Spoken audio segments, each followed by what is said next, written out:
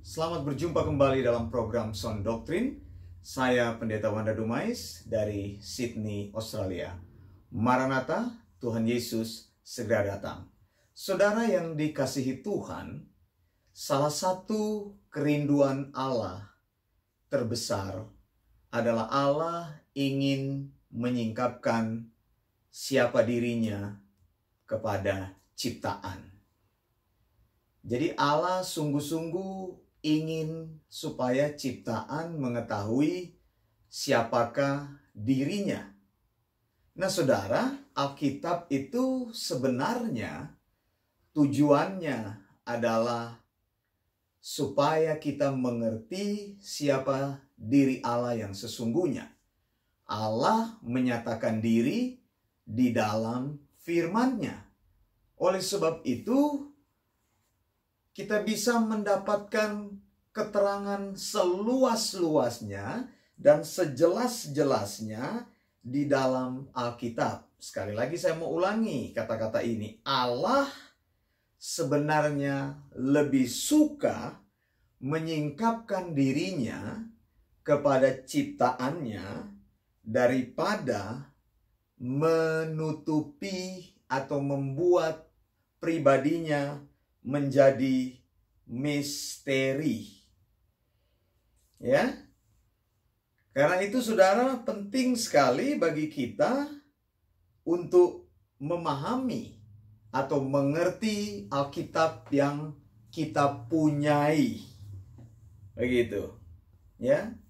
Tetapi banyak orang katakan, Pendeta Wanda, kenapa begitu sulit bagi kami untuk mengerti dan memahami Alkitab? Kita memiliki waktu-waktu yang sulit. Kita memiliki kesulitan tertentu untuk memahami firman Tuhan. Padahal Tuhan sendiri ingin dirinya itu dipahami atau dimengerti manusia. Karena itu dia menyingkapkan dirinya melalui firman-Nya, melalui Theopneustos, ke-66 kitab.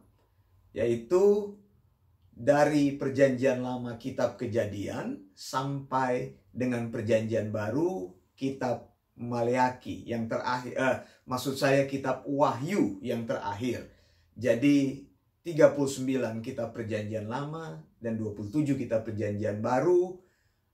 Jumlahnya total 66 kitab di dalam Alkitab. Nah saudara, persoalannya sebenarnya kita kurang mengerti firman Tuhan. Kita sulit memahami firman Tuhan oleh karena kita lebih banyak memberi waktu kita kepada hal-hal yang lain. Kita tidak mau meluangkan waktu lebih banyak untuk mempelajari tentang Allah. Ini persoalannya.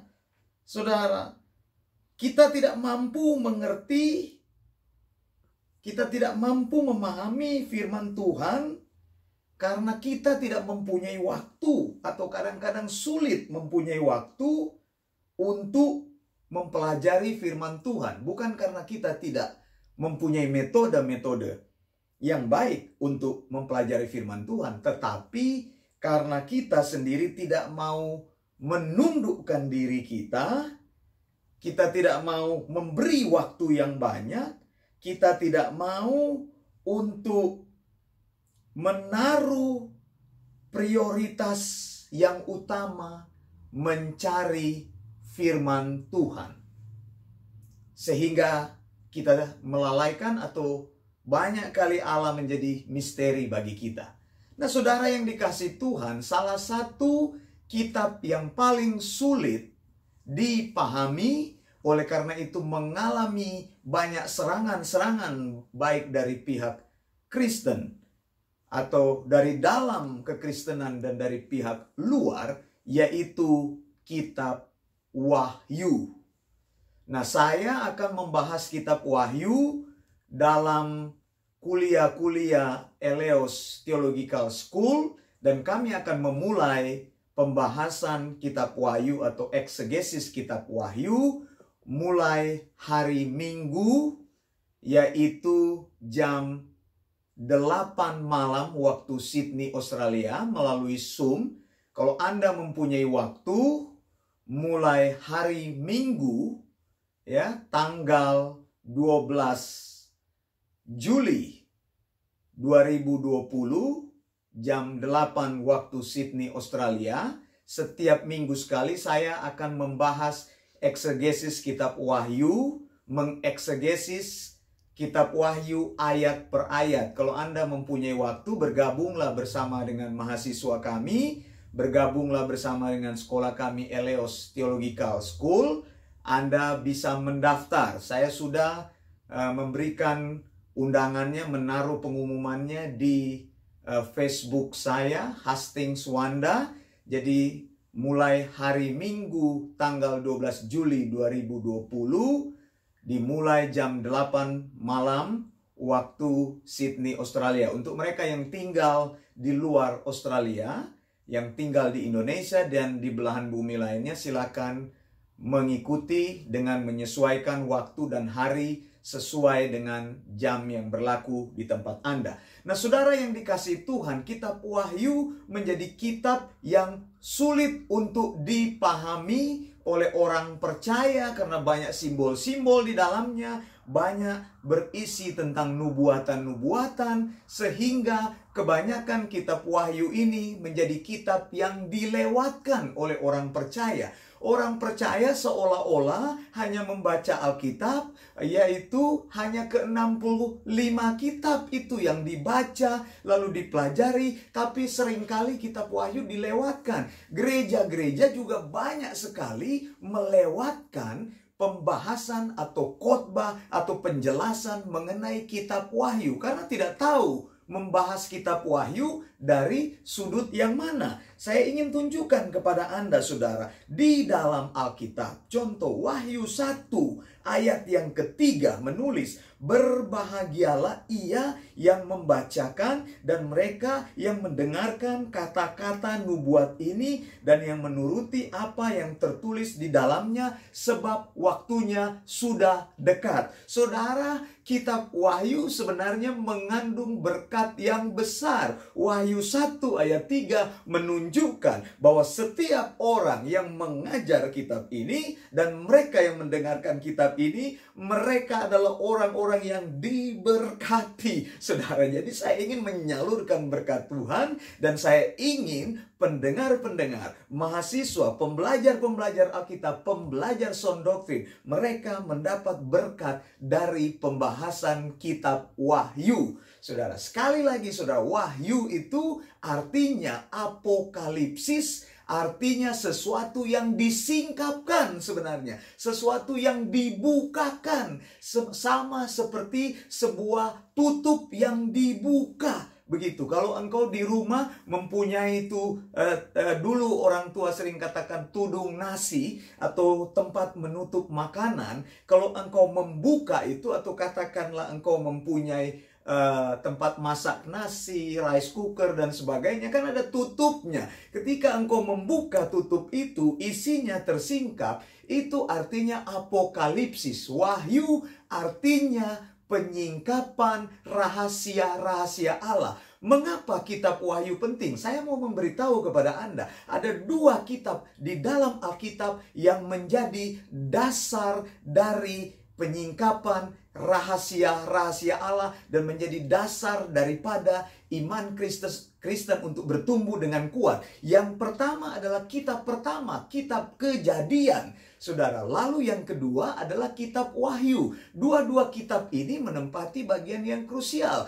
Kitab Kejadian adalah kitab pertama di dalam Alkitab, yaitu starting point, awal mulanya, dan kitab Wahyu adalah kitab penutup. Saya mau jelaskan, kitab Wahyu bukan kitab terakhir yang ditulis. Alkitab itu disusun secara kronologis untuk memudahkan, berisi tentang pewahyuan-pewahyuan yang disingkapkan. Nah, saudara yang kekasih, mengapa kitab Wahyu ini menjadi kesulitan bagi setiap orang percaya untuk membahasnya? Karena saudara, si jahat, iblis tidak mau engkau mengetahui tentang kitab Wahyu. Karena di dalam kitab Wahyu itu berisi mengenai rencana masa depan yang Allah sediakan kepada orang percaya. Itu yang pertama. Yang kedua, di dalam kitab Wahyu, ya, kenapa orang malas membahas kitab Wahyu? Kenapa orang malas menjelaskan kitab Wahyu? Di dalam kitab Wahyu sebenarnya ada kebenaran yang luar biasa,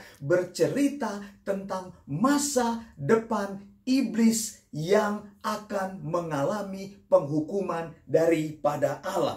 Makanya iblis tidak mau engkau membaca kitab Wahyu ini. Di dalam kitab Wahyu ini disingkapkan juga pekerjaan dan pribadi manusia pendosa itu, yaitu antikris. Engkau sering dengar-dengar antikris, antikris, antikris. Di dalam kitab Wahyu ini kita tahu siapa sesungguhnya antikris. Jadi kitab Wahyu ini harus dipelajari dengan baik, tidak boleh dicomot-comot. Nah saudara, iblis tahu hal ini. Iblis sadar hal ini. Itu sebabnya dia memberikan target khusus untuk menyerang kitab Wahyu. Saudara, kitab Kejadian itu, tadi saya sudah katakan ada dua kitab yang penting untuk menyangga iman Kristen, yaitu Kejadian sebagai dasar daripada iman Kristen, saudara, dan kitab Wahyu. Saudara tahu, engkau tahu tentang Kejadian. Kejadian itu, kitab Kejadian menyingkapkan Adam itu dan menyingkapkan itu tentang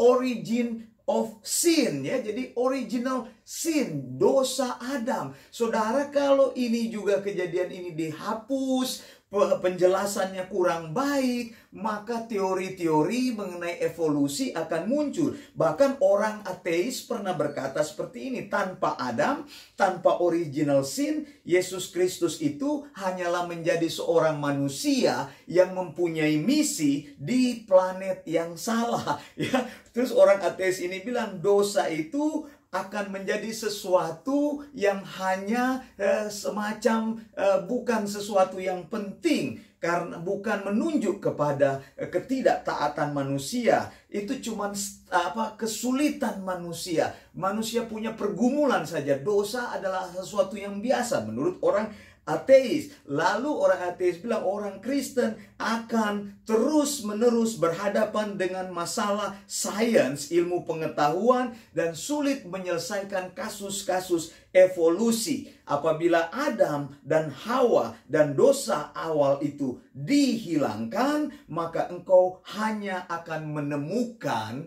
anak manusia Yesus Kristus yang tidak berdaya. Menurut orang ateis katanya Yesus tidak akan mempunyai kekuatan apapun tanpa pembahasan tentang dosa. Dan saya setuju hal ini, saudara, bahwa Kejadian itu menyingkapkan tentang dosa dan Wahyu itu akan menyingkapkan akhir tentang dosa itu. Jadi Wahyu, kitab Wahyu dan kitab Kejadian adalah kitab yang sangat penting sekali untuk mengerti tempat kita di dalam rencana Allah. Tetapi saya tadi sudah menyinggung, Wahyu adalah penyingkapan tentang masa depan orang percaya di dalam hubungan dengan rencana kekal Allah, saudara. Karena itu kitab Wahyu merupakan kitab yang penting. Saya pendeta Wanda Dumai, saya berkomitmen untuk mengajarkan kitab Wahyu. Kita akan membahas kitab Wahyu dari ayat per ayat, satu ayat per satu ayat. Setiap satu ayat saya akan eksegesis kitab Wahyu ini sehingga engkau akan melihat kebenaran Allah. Betapa indahnya kebenaran Allah kalau kebenaran Allah itu dinyatakan, saudara. Yang paling penting adalah hal yang terakhir, bagaimana setan itu ya dicampakkan ke dalam lautan api yang bernyala-nyala sehingga dia akan selalu menghalangi akan pembahasan kitab Wahyu, menyerang kitab Wahyu ini. Sekali lagi saya mau katakan, Wahyu 1 ayat 3, berbahagialah ia yang membacakan dan mereka yang mendengarkan kata-kata nubuat ini dan yang menuruti apa yang ada tertulis di dalamnya, sebab waktunya sudah dekat. Saya akan membahas hal ini, tunggu saja Minggu tanggal 12 Juli 2020 jam 8 malam waktu Sydney. Setiap minggu kita bahas satu ayat per satu ayat. Saya Pendeta Wanda Dumais dari Sydney, Australia. Maranatha, Tuhan Yesus segera datang. Blessings.